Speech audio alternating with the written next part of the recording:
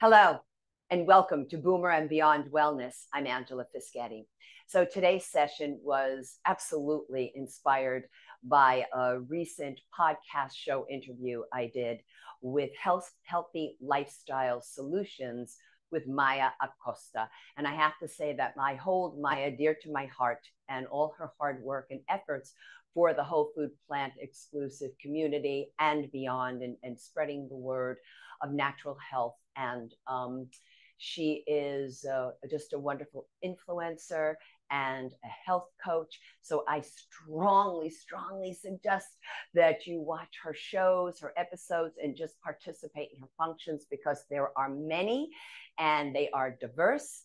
And it's very exciting to know Maya and to watch how she has blossomed. We did a show, I guess, about a year and a half ago, what have you, and she wanted to follow up. And part of the conversation actually was inspirational for me to bring back this particular routine I worked on quite a while ago, and I call it sleepy time yoga. It is restorative yoga to help one sleep.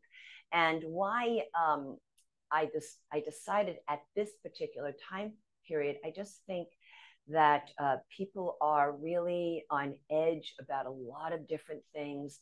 And it's also an edgy time because we're dealing with this high heat index throughout the world. And just with that alone, people are a little bit overwrought. And I'm all about lifting the weights and jumping on the rebounder and all that. But we also have to have balance to balance it out. And we need to have the downtime. We need to be able to focus our attention on our breath. We need to do gentle, deep stretching and really conscious movements. So this is why I decided, let's do this again. So part of what goes on here with restorative yoga is that it activates the parasympathetic nervous system. And that's also known as rest and repair. But interestingly enough, it is also known as rest and digest, right? So yes, before yoga, you do not want to eat for a solid 2 to 3 hours. And part of it is this process to allow the rest and the digesting to go on, which does give you an indication that there is most definitely a gut-brain connection and all that wonderful microbiota that goes on in both areas. I do, and this is myself included, I know a lot of women and women who have contacted me by way of the videos, etc., and talked to me about being insomniacs and really having a hard time sleeping. So my suggestion is, when you do this particular practice, to do it in the evening, to do it really before you would like to go to sleep, just to calm everything down. And what yoga does in general is helps fulfill 3 of the pillars of lifestyle medicine, according to the American College of Lifestyle Medicine, ACLM. And this would be exercise, because yoga is exercise. Now, I have to say that this is not Ashtanga yoga. This is not power yoga. This is the complete antithesis for those of you who are new to restorative yoga, but yet there is still some movement, and it might be an up level for some of you who are not doing any exercise at all right now. Also, a pillar of lifestyle medicine would be restorative sleep. This is to help you with this. And also stress management. So just understand that this approach can help you cover all 3 pillars. Now, the accessories we'll be using today. Well, I'm sitting up on 2 yoga blocks, and I'm doing this on purpose for those who had knee issues.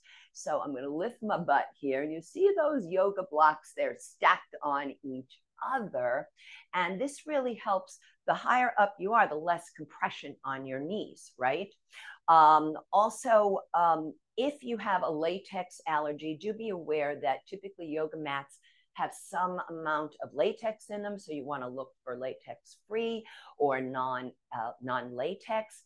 If you have any back spine issue, perhaps you've been told not to come into a forward bend, not to perform a forward flexion of the spine.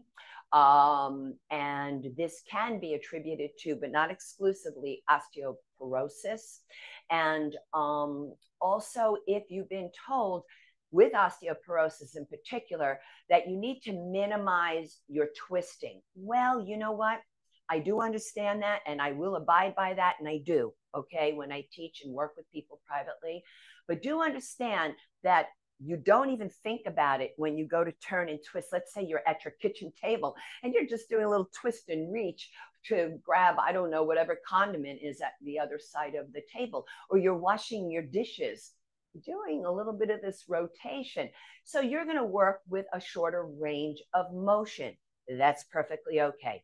Also, if you're medicated or not for hypertension, if you have vertigo, GERD, if you're pinched nerve at the neck, rotator cuff muscle issues deep within those shoulders, carpal tunnel syndrome, and I'm going to tell you here and now that this position of the hand and wrist is contraindicated. No matter the position of the arm or forearm, it's about the wrist and the hand. That's wrist extension. Even here, it's wrist extension and like that. So pay attention to the modifications. And also, if you've ever had a TIA, transient ischemic attack, or a stroke, I'm going to ask all of you, and not just exclusively you, because there are a lot of chronic issues out there. I'm going to ask all of you to please preview the video first before participating. But I'm going to ask you something else, to please broaden your perspective and begin to look at movement, at exercise from the perspective of looking for what you can do. We, those of us with chronic issues, and a lot of people have been dealing with them for decades, particularly in the age brackets that I work within. And being 65 years young myself, I am my own demographic of work at this point in my life. And we're really great at knowing what we cannot do and saying no to. And it's great because it's smart and we're protecting ourselves. But we've gotten very linear and very narrow with the perspective, I find sometimes. So please, once again, look for what you can do, even if it's one yoga posture or one stretch you can take out of this. Little by little, when you watch the videos, you can be able to create your own personalized exercise or movement protocol. But if you're still unsure when you watch the video, well, then I would invite the medical healthcare practitioner who knows your body best to preview the video as well, and then help you make an informed decision. So now let's begin here. So I am actually in a posture called Virasana, hero's pose. So when you sit, and whether it be in a chair, on the floor, up on your blocks, place your hands underneath your buttock flesh. You pull the flesh straight back first, then out wide toward the shoulders. I kind of wick it out. The reason for this is I want you to sit up and forward on the front edge of your ischial tuberosity.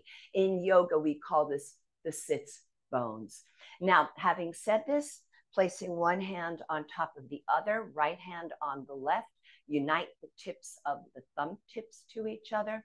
Let's just close the eyes and take just a few moments to center ourselves as we begin our yoga practice. First and foremost, focusing the attention on the breath. And the breath in yoga is done in and out through the nose, if possible. Inhale. Exhale. Inhale. Exhale. Inhale. And exhale. Allowing the shoulders to drop heavy away from the ears. Lifting up and out of the low back. Lengthening both the front and back spine. And then sending energy up and out the crown of your head, the Sahasrara chakra. And we're connecting earth to sky through the simple act of sitting. And then please bring the palms together in front of the heart, creating a mudra. A mudra is a hand gesture. And this is called Anjali Mudra, the mudra of the angels, as we inhale through the nose, exhale out the nose, inhale, and exhale. We're taking an internal scan of the body. And just notice any areas of discomfort, distress, or tightness without any judgment. And inhale, send the breath to that area of discomfort.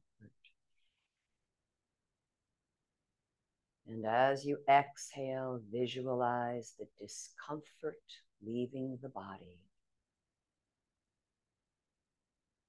Inhaling the healing, exhaling discomfort.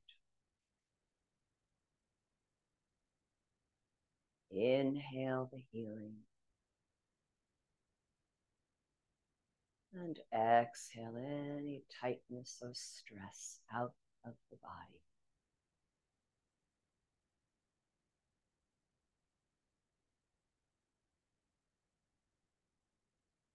And then perhaps focusing your attention on someone you may know, or maybe just somebody you've heard of that could use some love and light. And plant this image in your mind's eye and in your heart. And if you are presented with what you might feel is a challenging asana, a challenging posture, then offer up your efforts to the importance of this personal intention, personal dedication. Inhale and exhale. Now let's slowly open the eyes, lower the hands down, and let's take some nice big shoulder rolls, up, back, and down, up, back, and down. One more. Nice. And now I'm going to slowly come off my blocks, and I'm going to set them to the side as I swing my legs out in front. And now, because my knees were really hyper compressed, right? They were hyper flexed. I'm going to straighten the legs out and slip my hands underneath the knees, and let's push the calf flesh down toward the ankles. Notice I'm not going above the knee. I'm going from below the knee. Why? Because I want to open up the meniscus. I want to open up the tendinous attachments of muscles at the knees. Then I'm going to windshield wiper from side to side. Now we're going to come into a seated wide angle pose, Upavishta Konasana.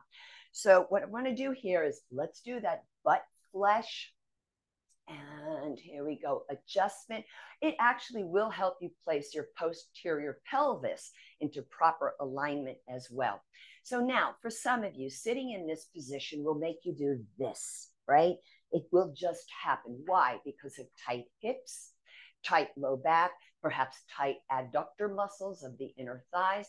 So I'm going to suggest you do what I did in the beginning, sit up on a block or two, because the higher you are, the more gravity takes you and allows you to go out wider and open up these hips. This is an external, a lateral rotation along with hip abduction, stretching the adductors.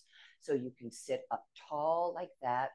Now, for some of you, you might be sitting up tall, and because these knees are going to be popped off the floor, this is when you're going to take your little hand towels, fold them up, and you could put them underneath the knee so that your joint is always supported. So you're going to see here in restorative yoga that we do a lot here with the props. Now, for some, you might not be able to hold your spine up nice and erect. So that's when we use your yoga strap, right? And yes, so we're using folded towel, yoga blocks today, a bolster, a cushion, the mat. Now, with the use of the yoga strap, and why I prefer it to belts is because for some of you, there's arthritic hands, Dupuytren's contracture, trigger fingers, very uncomfortable to hold a hard belt. So this is soft. It's 8 feet long. Now I'm going to push down and out and pull with my strong bicep muscles because I'm allowing the elbows to flex, to bend right away. The bicep will get recruited. I see a lot of this with yoga straps in class. So we want this, allowing you to sit up tall. For those of you with back spine issues, this is how I prefer you and postural deviations to do this particular posture is with the strap. For the rest of us, I'm going to show you a really cool way of working with a block or two. It depends. Now, you can bring the blocks out in front. Let's say you're working at level 3. And the same line as your shoulders, you press down to lift the chest up. So if you want to work with 2 blocks, you go for it. We have level 1, level 2, level 3. Remember, you can use any of those levels. Now, I'm going to use level 1. And I'm going to bring the block a little forward. So now I'm going to begin that forward flexion. I know we were going to go down into a forward bend, but I don't want to think about it that way. So what I'm thinking is that I'm actually forming a back bend in a forward bend. Why? Because I'm lifting up and out of that low back. The lumbar spine has a natural lordotic curve, as does the cervical spine at the neck. So by keeping the chin up, I am actually allowing that lumbar spine to work with me rather than against me, right? And it doesn't matter if you get to the floor or not, folks. It's not the destination. It's a lengthened spine. So I'm slowly taking it forward. Now I have a big old 4x3 dry erase board in front of me to help me out. And I don't know if you're going to be able to see the block here or not. I suspect that perhaps you won't see the block at some point. But each time I'm working on lengthening, breathing into those back muscles, letting the scapulae open up, those shoulder blades. Using the breath.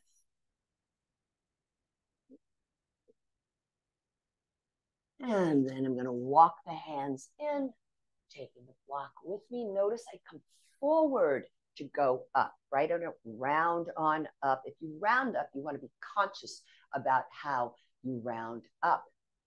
Now I'm going to set that momentarily to the side. And from here, we're going to draw the legs together. Now, whenever you do a forward bend, you want to make sure that by keeping the head up, it's actually helpful for those of you with medicated or not for hypertension. If you have vertigo, GERD, always keep the head up on the forward bends. Now, from here, I'm going to come into butterfly pose, but I'm not going to flutter. I know a lot of people like that, but fluttering is really more of a kind of a ballistic approach. So I'm going to hold on to my shins. So this can happen a lot in butterfly. I'm going to show you from the side as well. So there's like this collapse, right? So it's almost like you're doing this sort of abdominal crunch that's pulling you back. And so what we want to do is use the strong arms. We are presenting the chest, depressing the shoulders. And I'm going to play with this a little and rock from side to side because I'm making sure I'm really contacting that ischial tuberosity I spoke about, those sits bones. This is excellent, folks. For those of you dealing with piriformis muscle issues that have to do with sciatica. So it's a nice movement, excellent for the SI joint, sacroiliac joint, keeping the heart center lifted, shoulders down. So you'll find that in restorative yoga, you don't do a lot of poses, but you hold them. That's where the That's where the beauty is of the posture, that ah. Now I'm going to go into butterfly pose. Now, for those of you with back spine, you're going to stay upright. I'm slipping my hands underneath my ankles to take a hold of the top part of the foot. That is the dorsal side of the foot. Now, inhale, lift the head and the heart. I'm really actively bending the elbows toward the ground. Exhale, I lengthen and pull the heart center forward.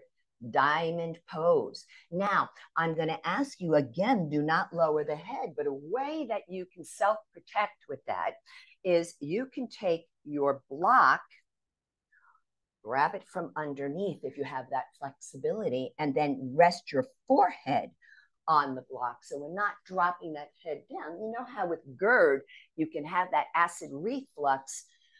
So we don't want to lower the head down. But for the rest of us, you will not bring on any of the issues I mentioned just by doing the movements. Hold here. Oh, it's just, it feels so great to lengthen that lower back. Breathing into those back muscles as well.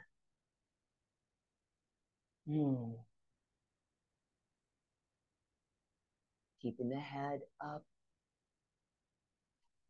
And inhale, palms down.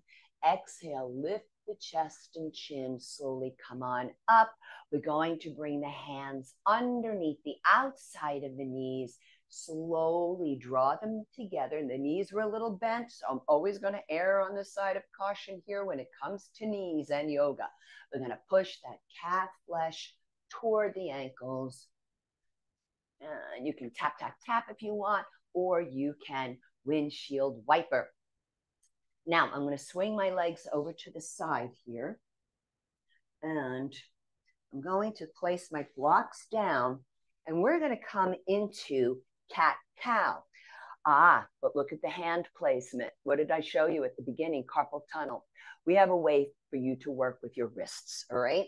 So I'm going to set this to the side for the moment. And I'm going to make what I call a soft fist. This is a hard fist. This is like fingernails biting into your skin. We don't want that. So it's a soft fist. Then you work on this flat part of the hand. We're lining up knees to hip joint. We're lining up wrist, elbow, shoulder. We want to push the ground away. Now on the inhale, I'm going to tuck the toes under, drop the belly down, so creating a bit of a back bend, and then draw the heart center forward, up and back, widen the shoulders, lift the chin, except TIA or stroke. You want your head a bit more neutral rather than lifting. Hold here. This is a spine extension known as the cow. Now on the exhale, I'm going to keep the chin up. Tuck the buttocks under first. We want to round the spine, basically coming into an abdominal crunch on all fours. And lastly, lowering the head, except hypertension, vertigo, GERD. We want to keep that head up a bit. So this is spine flexion, the cat. Flatten the feet if you wish. And then inhale. You can keep your feet flat. You can work with tucking them under, flattening them out, whatever works best for you. Inhale. Nice and controlled, slow movements. Exhale. Let's do one more of each. Inhale. And exhale. We want to hold here. Now from here, I'm going to flatten my palm down, or you know what? I'm going to stay like this for those with carpal tunnel. A lot of people have that. So I'm going to swivel at the hip and knee and extend my leg, my opposite leg out. Now let's look for the alignment. Wrist, elbow, shoulder, knee, hip, ankle, and fist. Same line as the hip joint. Now, I'm going to use this hand, my right hand, underside of the left ribs, and self-adjust. Open up toward the ceiling. Now, if you have pinched nerve or rotator cuff issue, you might need to keep your hand to your waist. Otherwise, I'm bringing the arm up. I'm going to vigorously reach up and then over, pushing the hips a bit forward. This is a lateral flexion of the spine, but it is also known as Parigasana, closed gate pose, connecting the energy from the right middle finger to the right big toe. Hold here and breathe. We are stretching those beautiful intercostal muscles between the ribs, responsible for 25% of your respiratory cycle. And now we're going to lower back down. But before I do the other side, you can stay right where you are. I'm going to turn the other way. And this time, I'm going to show you with blocks. All right. Again, not for carpal tunnel, although you could work with blocks this way. So inhale and exhale. Inhale and exhale. Remember the cautionary measures I've already discussed for some of you.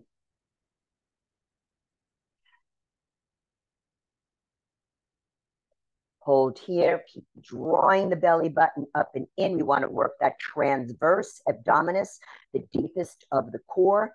So you want to visualize the belly button coming out, the small of the back. This is your internal girdle, your internal corset. Some of you are too young to even know what either of those things are. Now I'm going to move this block out of the way, and I'm going to turn here, make sure I have my space, clear it. So we want block, same line as the coxal joint, also known as the acetobulofemoral joint of the hip, same line as the ankle, the opposite ankle. Left hand to the ribs, right ribs, and spiral the heart up, hips forward, arm up, again, pinched nerve, rotator cuff. Be careful here. And breathe. Connecting the energy from the left middle finger to the left big toe. And you know, if the belly pooches out in this position, who cares? Doesn't matter. Just let all that stuff go and breathe into Parigasana, closed gate pose. And now from here, I'm going to gently lower back down.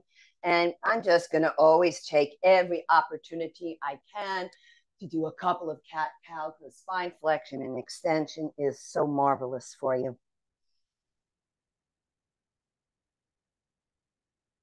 And one more.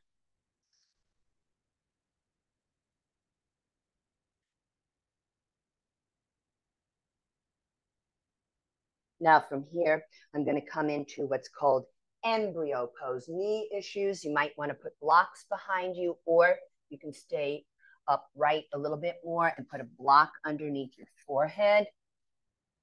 Embryo pose. Reaching out to sit back. Oppositional movement in yoga. And then we slowly come up. Now I'm going to come back into that Upavishta Konasana, that seated wide angle position, because I want to tie in now a spine rotation. So we've done spine flexion, extension, and lateral flexion. Now I want to tie in rotation. And what you can do is you can work with blocks for this if need be. Now, for spine rotation, I want to talk to those of you with back spine issues and postural deviations. I want you to keep your movement small. Just think you're forming a little circle, but notice I'm actually doing a spine extension of the low back, spine flexion, I should say lateral flexion, now spine flexion, lateral flexion, spine extension, lateral flexion, spine flexion. Got it? So now I'm going to get rid of these. And I just want to open up my hips and my back. Just let it be very free flowing. And it's really called a Sufi grind. And it's wonderful to kind of root your seat into the ground, especially if you're having maybe some security type of issues. I don't know, finances, the roof over your head. These are things that keep us awake at night, right? So it's really good to get into your root chakra, Muladhara chakra. We're sitting right on it. And now let's have you bring the legs together. Again, shake it out. Now from here, I want to set up my bolster and a block. And what we're going to do is show you how to roll down onto your backs. Now, this is going to be, because we're doing some spine flexion here, I want to tie in spine extension for you. So this is going to be to help you with a back bend. But because of the previous issues I've mentioned about keeping your head up, that block is going to be set there for you to catch the back of your head, all right?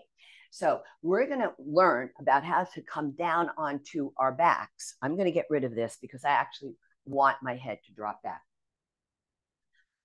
So there's 3 ways you can do this. You can, and I'm going to put this real close to me.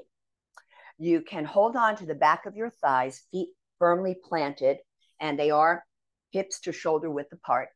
And you can roll down. So what happens is you want to form a C curve to then begin to come down onto your back, all right?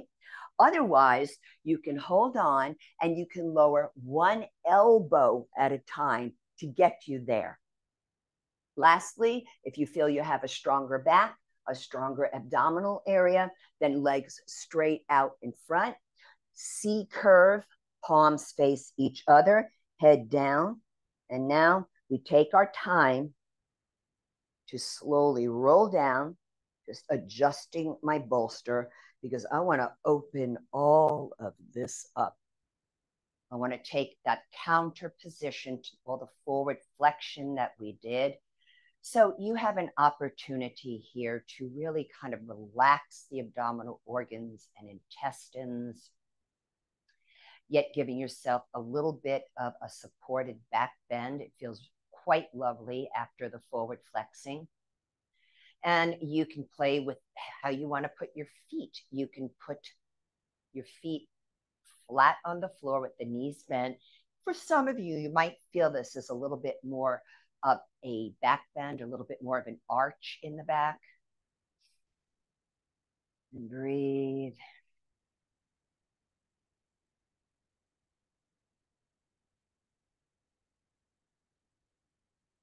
Now, some of you might have chronic obstructive pulmonary disease, and you might have to work with pursed lip breathing. That's perfectly okay.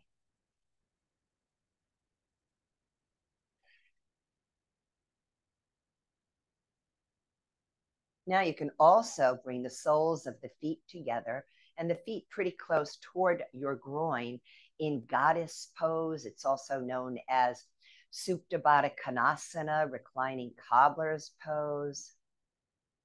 But we're adding Salamba. Salamba means support.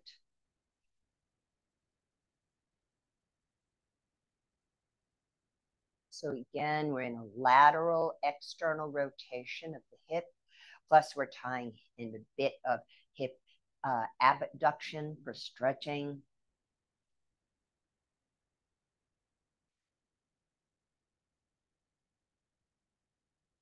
So if you are very, very hungry before you do a yoga practice, I would say have a very water-rich piece of fruit, probably some type of melon. I wouldn't even have a banana.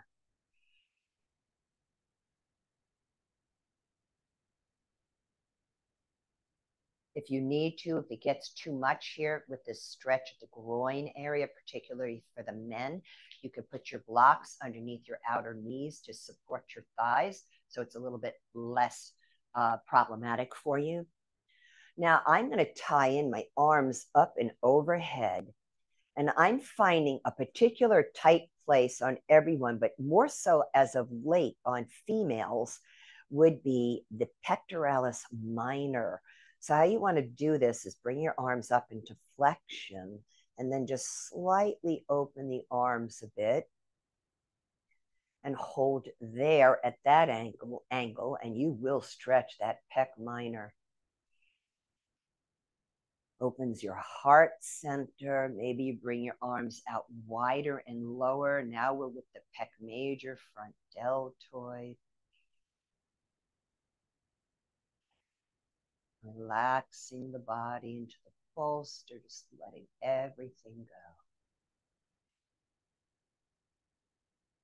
And then sliding the hands to the outside of those thighs or knees. You press the feet together. Inhale, exhale, close those knees in.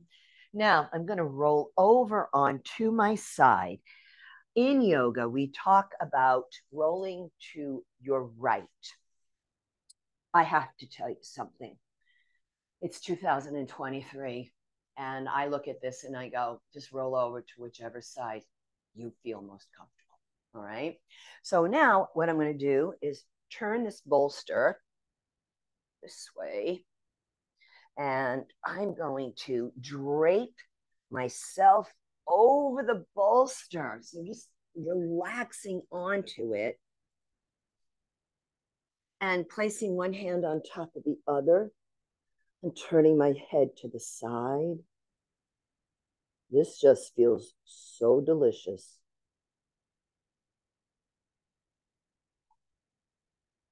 Allows that body to release everything. Just let it all go. Maybe even slightly pulsing the hips from side to side. And make sure you turn your head in the opposite direction and put the opposite hand on top. Just releasing that low back.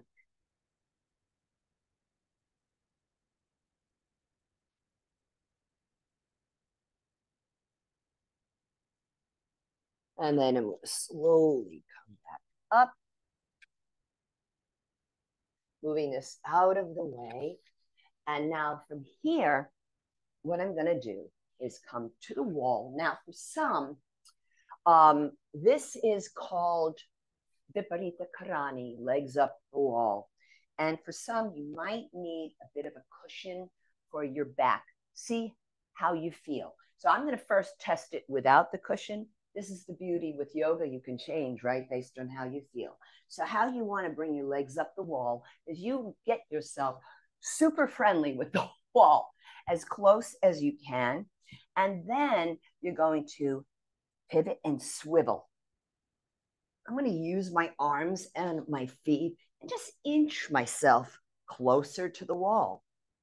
And this is a nice, beautiful hamstring stretch, the back of the thighs. It'll stretch your calf muscles. You can bring your arms alongside you. You can bring your arms across your belly if you like, whatever makes you feel lovely. And this is truly a restorative pose. Excellent for hypertension, for insomnia, for varicose veins. It's a very gentle inversion posture.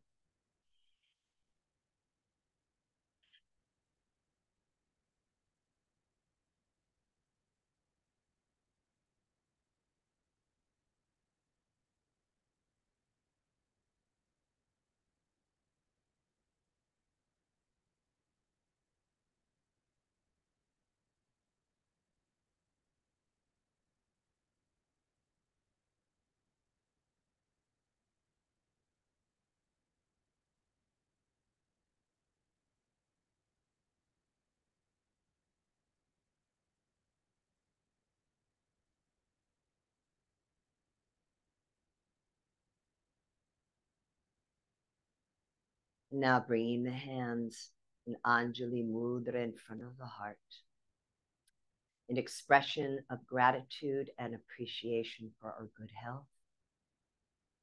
And again, appreciating our bodies working so hard for us. And continue to send those in need love and light. The light and spirit within me honors the light and spirit within you. And this translates into the word namaste. And at the end of each class, we bid each other namaste.